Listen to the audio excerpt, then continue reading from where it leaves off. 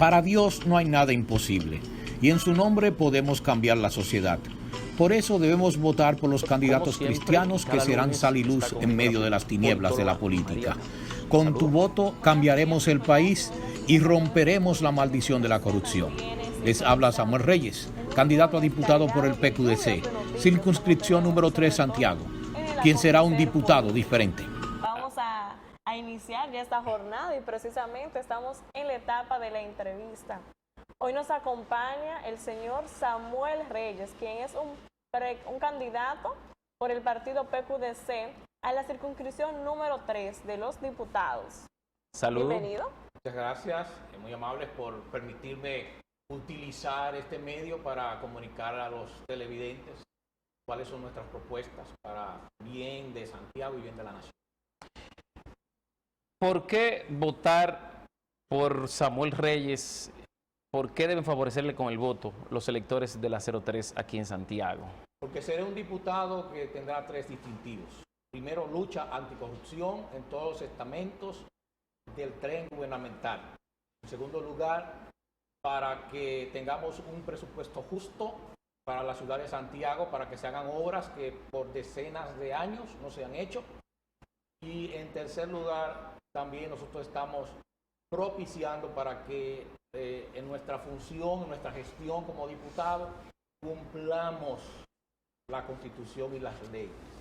Esto, yo entiendo que hay muchos actuales diputados que no ejercen bien su función y como un ciudadano estoy preocupado por esta situación porque eso perjudica a cada ciudadano aquí en el país. Cuando usted dice que no cumplen con su función, ¿a qué se refiere? Porque hablamos de legislar, hablamos de fiscalizar. ¿Cuáles de las funciones no son cumplidas por los legisladores adecuadamente? Empezando por esa, la función de legislar, el proponer leyes y proponer esos anteproyectos. La mayoría de nuestros diputados no lo cumplen así. Solamente 2 de 6 de la circunscripción 3 diputados actuales han presentado proyectos de ley durante esta legislatura y anteriores legislaturas. Y eso es importante que cada legislador entienda que hay muchas cosas que deben corregirse y se pueden hacer a través de la ley. Otro aspecto es que la Constitución de la República establece inmunidad parlamentaria para los diputados, claro, con el fin de que puedan ellos combatir males que se encuentran en la administración pública y también buscar la manera en que cosas que no hacen funcionarios o simples empleados públicos pues puedan realizarlas y hacer denuncias con responsabilidad y ejercer esa función de esa manera. Otro aspecto que usted seguro va a recordar es que desde hace mucho tiempo no se hace aquí una interpelación de funcionario alguno, cuando lo ameritan, muchos de ellos, actuales y pasados, porque en realidad no están realizando una función como la deberían estar realizando muchos de ellos. Pero se ha intentado interpelar y no se ha podido. El diputado del PRM, Farideh Raful, Robinson Díaz y entre otros, han intentado en varias ocasiones interpelar a los funcionarios, sin embargo no se ha podido. Porque amerita un voto de las 2/3 partes de las cámaras. Entonces yo creo que debe haber un liderazgo para lograr eso y crear conciencia. Primero, el político tiene que ser una persona que sepa también unir voluntades para que podamos hacer las cosas como deben hacerse.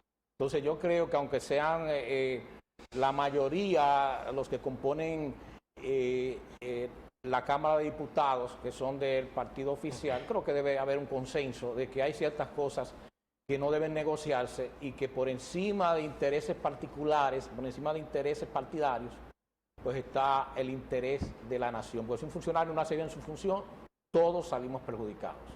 ¿Cómo usted podría entonces aportar a que ese liderazgo se construya y se puedan realizar ese tipo de actividades que permiten la transparencia y la democracia dentro de la Cámara de Diputados?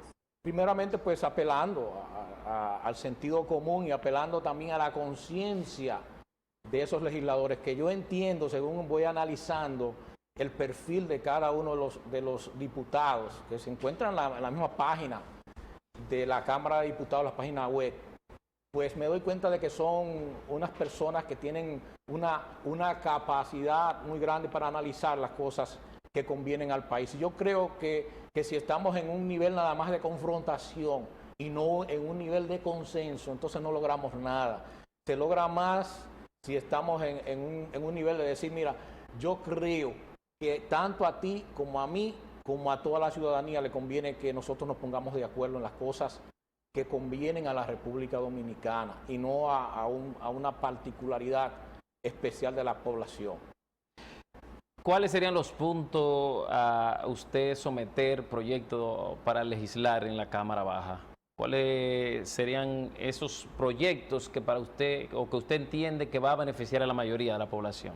Bueno, empezando con uno que abarca a todos, que es la modificación de la Ley 8701, que según nos han dicho, pues está basada en legislaciones de Chile o de Costa Rica. ¿Está hablando de seguridad social? La Ley de Seguridad Social. Okay. Y en ese sentido, entonces vemos una diferencia, una divergencia entre la legislación, por ejemplo, de Costa Rica a la que nosotros tenemos acá. Por ejemplo, allá se establece que el Estado tiene que aportar también cotizaciones mensuales. Aquí no se estableció eso. Entonces, allá se establece que debe aportarse mensualmente, así como aporta el empleador y aportamos los empleados, el Estado debe aportar un 0.58%. Y ese fondo que no es aportado por el Estado, entonces queda en manos del Estado para usarlo de una manera discrecional. Y no debe ser así. Creo que la función del Estado es precisamente darle garantías al ciudadano de que va a tener una pensión justa y que la seguridad social le va a proteger en tiempos en los cuales su salud es deteriorada. Hay varios puntos en ese sentido. Salud social es hablar de pensiones, salud social es hablar de seguro familiar de salud. Así es. Salud social es proveer no solamente a quien aporta, sino a sus familiares. Sin embargo, aquí vemos que se ha dejado suelto en que usted muere y sus familiares no pueden recuperar esos recursos que usted ha aportado. Yo creo que cada uno de nosotros ha conocido a alguien que ha muerto porque no se le ha dado el cuidado y la asistencia médica precisa en el momento en el que la persona no tenía los recursos. Eso no puede pasar.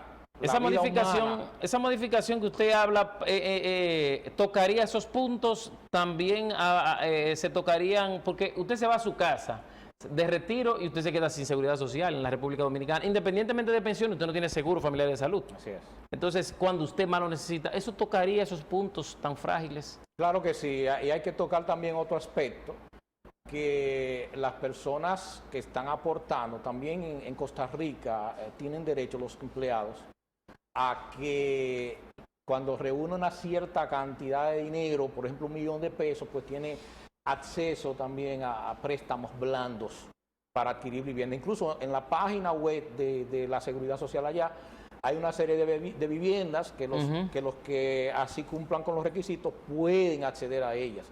Entonces, ¿de qué le sirve a usted tener una pensión cuando no tiene una casa? Una pensión que va a ser mísera. Yo no me voy a meter a explicar lo mínimo que la persona va a gastar, porque eso deprime, ¿no? La cantidad de dinero que al final usted tiene un ingreso de este tamaño y al final de cuentas una pensión de este tamaño no le va a dar nunca. Entonces, por lo menos yo creo que debe tener esa persona un lugar donde guarecerse, un hogar digno, y esto debe establecerse también. ¿Por qué esas cosas no fueron establecidas? Es lo que me pregunto yo. Si estaban en esos proyectos de ley de Costa Rica y de Chile, están establecidos allí, ¿por qué los legisladores sí copiaron? Y eso está bien. Si copiaron mucho de aquellos proyectos, ¿por qué no pusieron esto en beneficio de los ciudadanos? Entonces yo soy así, preocupado por el ciudadano, no para que los grandes capitales que ahora están manejando las AFPs se queden en las manos de esos grandes capitales, que no necesitan tanto eso, sino el pueblo y el ciudadano como es que necesita estos fondos. ¿Cuál otra cosa puede identificar Samuel Reyes que beneficiaría a la circunscripción número 3 de Santiago? Otra de las cosas, no solamente a la circunscripción número 3, sino también en cuanto a situaciones como los feminicidios. benefician al país entero. Yo entiendo que se puede integrar una unidad policial femenina antifeminicidios. Y esto pues se le puede dotar a cada una de las comunidades que tienen grandes poblaciones de un local, no una fiscalía, sino un local donde la persona que es acusada de ser un potencial feminicida, pues es llevada a ese lugar y es aconsejada por una fiscal, claro que sí, o un fiscal, es también asesorado por un psiquiatra o un psicólogo y también por un líder espiritual religioso, si así fuera necesario, para que estas personas trabajen no solamente con el aspecto delictivo que esta persona pudiera estar cometiendo, sino que le ayude a madurar, que le ayude a sobrepasar esa etapa emocional que tiene. Estamos viendo algunas imágenes. Podamos nosotros rescatar a esta persona y evitar que se convierta en un asesino. Algunas imágenes vemos de donde usted participa. Así es, eso son talleres que realizamos a través de diferentes instituciones, ONGs, que trabajan aquí en la ciudad de Santiago y en otras partes del país. Ahí estamos viendo cómo estamos dando un taller para la educación en cuanto al uso del agua, el agua potable. Ahí estamos con una institución que está ayudando a personas con discapacidad física para incluirse, para insertarse de una mejor manera en nuestra sociedad. Aquí estamos dando talleres de educación sexual que tanto se necesita para la juventud en este tiempo. Y nosotros, como dirigimos un centro, pues tenemos un récord cero de embarazo de adolescentes, por ejemplo, y es porque establecemos este programa, precisamente que lo aprendimos en Costa Rica, precisamente, y lo estamos impartiendo en diferentes lugares de manera gratuita. Entonces, no vemos por qué este tipo de programas, ese programa se llama Sin Excusas, no se implementa. Es un programa basado en formación del carácter de los jóvenes, para Licenciado, que aprendan a decir no.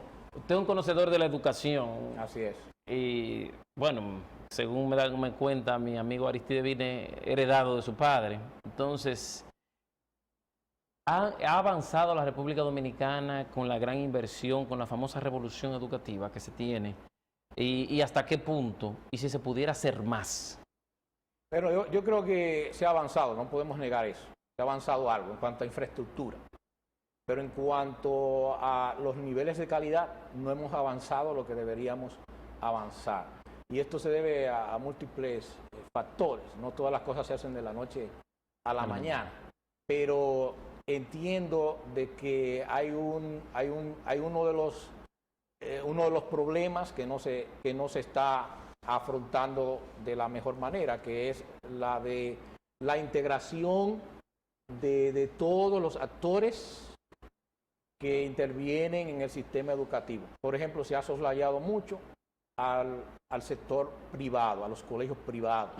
Se ha querido entender que se puede hacer una educación parcializada y entendemos que el 23% de nuestros estudiantes estudian en colegios privados. Y que la calidad de educación tradicionalmente, y sigue siendo así, la aportan al sistema educativo los colegios privados. Y esa marginalización incluso hasta en el punto de que no se hace inversión alguna en los colegios privados del 4%, que fuimos los que realmente luchamos para que eso fuera una realidad. Nunca nos imaginamos esa marginalización que se nos iba a hacer. Bien, nosotros obtenemos recursos a través de los padres que nos aportan, pero el asunto está en que seguimos teniendo una gran disparidad entre lo que sucede en el sector público con lo que sucede en el sector privado. Entonces debería tomarse en cuenta qué hacemos nosotros, porque lo hacemos con menos recursos. Un estudiante de una escuela pública, por ejemplo, le cuesta al Estado, de acuerdo a lo que dice el mismo Ministerio de Educación, 9.300 pesos mensuales. En el colegio que yo dirijo, que no voy a decir cuánto cobramos mucho menos y tenemos una calidad de educación que no la digo yo, sino lo dicen los mismos indicadores. Por ejemplo, el año pasado, en las pruebas nacionales todos nuestros estudiantes de secundaria. Aprobaron. Fue no solamente, el primer asunto importante es que fueron todos, porque se queda A la convocatoria. a la primera convocatoria. Y en esa primera convocatoria todos aprobaron. Saben que a veces se ve como que hay esos genios que aparecen, esos superdotados en la escuela pública, tienen millones de niños y nos ponen esos ejemplos. ¿Qué sucede? Que podemos tener niños que de manera natural tienen esos talentos y que pueden sacarte 30 de 30 como los teníamos nosotros allá en el colegio, pero nosotros nos enfocamos en subir el nivel de los que estaban más atrasados en cuanto a su desarrollo educativo para nivelar, y eso es lo que se debe buscar, una nivelación. Finalmente, el mensaje a sus seguidores y también, ¿por qué no? Si algún otro planteamiento usted desea, este es el momento. Bueno, uno de los planteamientos que quiero pues realizar es que necesitamos rescatar también las ONGs. Una de las cosas que lamentablemente hacen muchos diputados es que ellos mismos hacen fundaciones, hacen ONGs. Y por definición, ONG es una organización no gubernamental. No debieran estar allí relacionados ni diputados ni ningún funcionario público a organizaciones no gubernamentales. Entonces, lamentablemente se da que el presupuesto es asignado a ese tipo de organizaciones que no realizan la labor que realizan las verdaderas ONGs, que sí abordan problemáticas puntuales de nuestras comunidades y que tampoco son permeadas por ese flagelo que es el de la corrupción.